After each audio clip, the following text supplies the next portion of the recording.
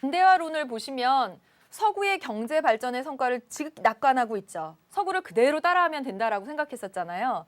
그리고 전통과 근대를 대립구도로 살펴보고 있었다는 점 문제점이면서 생각해볼 문제라고 제기를 하기도 했습니다. 전통이 늘 나쁜 것이냐. 그런데 근대화론에서는 전통, 미개가 비서구사회의 모습이고 근대, 문명사회가 서구사회의 모습이다. 이렇게 대립적인 구도로 설정을 했잖아요. 바로 이에 대한 반성에서 나온 것이 신근대화론입니다.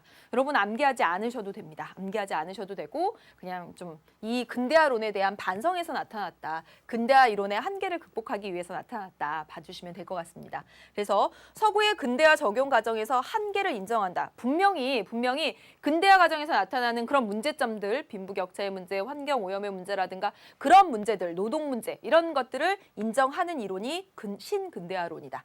또 전통은 무조건 나쁘고 미개한 것이 아니라 전통과 근대가 공존할 수 있음을 인정하는 것. 또 하나 보시면 서구 외에도 다양한 근대화의 모델이 존재할 수 있다. 여기서는 근대화론에서는 서구와 이퀄 근대화로 보았다면 이 신근대화론에서는 좀 더 유연해진 생각들이 나오게 되는 것이죠. 이 정도로 살펴보면 되겠고요. 또 하나 보시면요.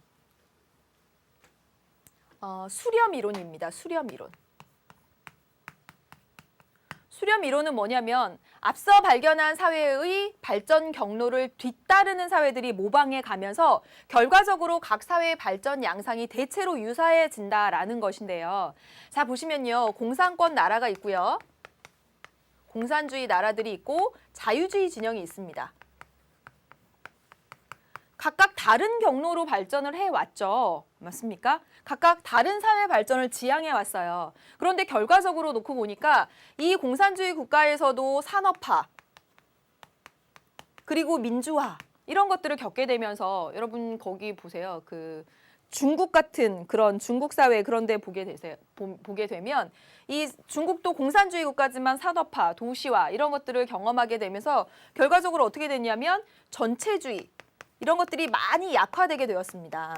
여러분은 중국 권력이 어떻게 탄생하는지 자세히 모르겠지만 중국 공산당이 정말 공산당이 전 사회를 지배하는 구조잖아요.